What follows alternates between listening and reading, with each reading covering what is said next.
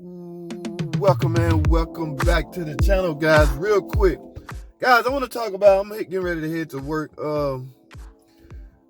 As you know, not far away, work right up the street, but I'm a little late, but I decided to fire the camera up and just speak on this real quick. Now, everybody knows I'm a mechanic, auto technician, whatever you want to call it.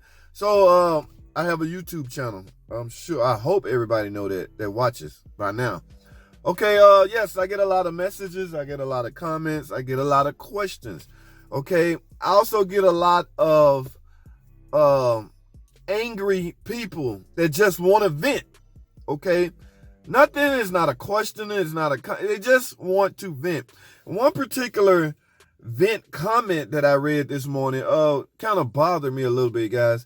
There are actually car lots out there, used car lots. And mainly I want to suggest, mainly these are the ones that are buy here, pay here car lots, okay? They tend to can get away with a lot more than your average car lot because they are under certain rules and guidelines, I guess. That simple clause on buy here, pay here, not that simple clause, but the simple, just the mere fact that there's no warranty on anything, you should have questions about the place because their sole purpose in life, their only goal is to get you to sign the dotted line, and now the car belongs to you. Okay. Now, one lady that I read a comment on, and it was just a vent comment.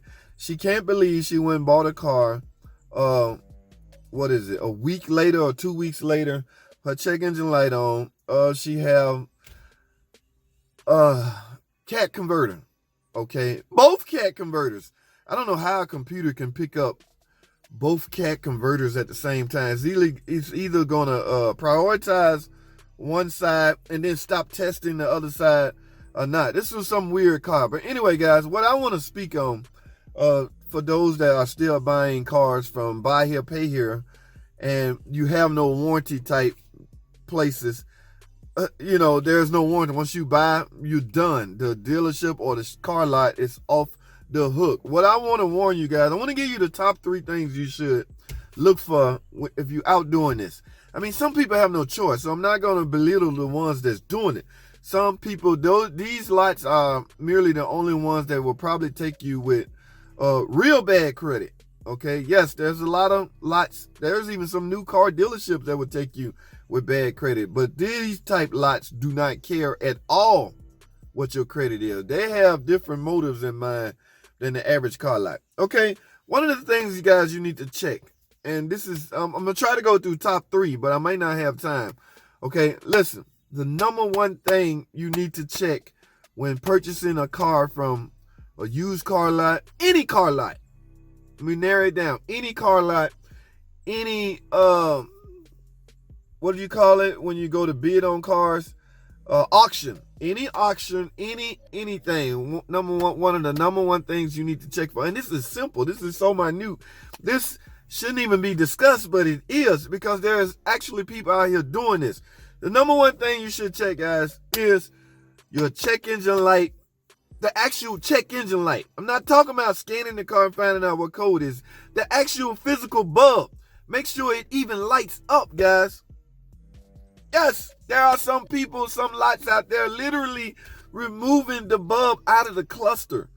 The check engine light bulbs on the average car maker's car is typically in the instrument panel, on the cluster. Okay, so you actually have to go through some work to even get to it and get it out. But yes, the reason behind that is, guys, if you don't see the check engine light, you're automatically assuming there's nothing wrong with the car. That is so not the case, guys. That is so not the case. In fact, you will be surprised that there's a lot wrong with the car. But because the bulb is out, car makers have no way to alert you that there's something wrong with the car. Now, I've been around for a minute on the mechanical side. There's a couple of cars out there that will tattletale. There's a tattletale sign on if that bulb is out. Okay, you may have your shifter light may stay on. Okay, and it give off some weird fault code to alert the guy that's checking the car out that, hey, there's no check engine light bulb. There's no filament in there. I'm not sure how the circuitry is built to detect if that's not even a bulb in the socket. But there is such things out there. There are such car makers had this in mind as they progressed in building cars. But yes, some people literally take the bulb out. Now, most car makers, Chrysler I know of, will give you or give the average car owner a bulb check. Okay, when you first take your key, stick it in your ignition and turn it, not start it or just merely turn it on. There are certain bulbs that will light in your cluster, on your gauges. There are certain bulbs that will light, okay? Those are simply bulb checks, all right? Bulb checks to alert you that, yes, the circuit is monitored. The circuit is, I wouldn't say working, but it's being monitored, okay? Now, when you start the car, typically they're 2-second bulb checks. But when you start the car, if the quick check reveals nothing wrong, the light will go out. Such the case with airbag lights. Airbags is a different breed because that light is going to stay on if it sees a problem. Unlike check engine light, it may go off or it may come on and stay on, but still there's codes inside the memory. So my point is, guys, there is things in place to protect consumers from a standpoint like that, all right?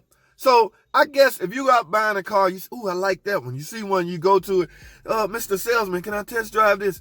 First thing you do when you get in it, turn the key on, look at the cluster, see if those lights are lit up, especially the check engine light. If you turn that key on, no check engine light, walk away. In fact, leave that establishment. They're up to no good. If this car, that one particular car you like that, imagine what the rest of the product is like. So do not leave that car and jump to another car. Leave the whole facility. They got bad intentions, guys, and I hate to put I ain't calling no names, but I hate to put any car lot on blast like that. If they would take one bulb, check engine light bulb out of a cluster on one car, surely their whole thinking in mind is, we just need you to buy the car. It's a buy here, pay here, no warranty, no nothing. Once you leave the lot, it's your world, okay? If there's no check engine light bulb, they're off the hook. So once you sign the paper and leave, pay or whatever, it's a buy here, pay here, so you're likely going to see them again. But at that point, they don't care, okay? The car is sold.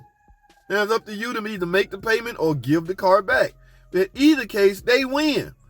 So I knew I wasn't going to be able to get through but one, guys. So it's crazy what's going on, guys. So I'm trying to alert consumer as much as possible on what you should be careful of or what you should look out for, guys. Okay, this online mechanic tips, I give tips on a lot of things. Car buying is one of them. I'm going to talk some more on this topic later, at a later date. I got through one. Make sure the check engine light bulb at least lights. If it lights, yes, it's doing its job. It will check the system. Okay, I'll talk some more how that matters even more. Okay, because sometimes they're light and it's running, but the memory is clear for some reason. Wow, why is the memory clear? You're not even emission ready to take an emission. But that should be one of your main goals when you buy a used car. Will or did it pass emission recently? We'll talk some more about that later, guys. Thanks for watching. Comment, subscribe, and I'll see y'all in the next video.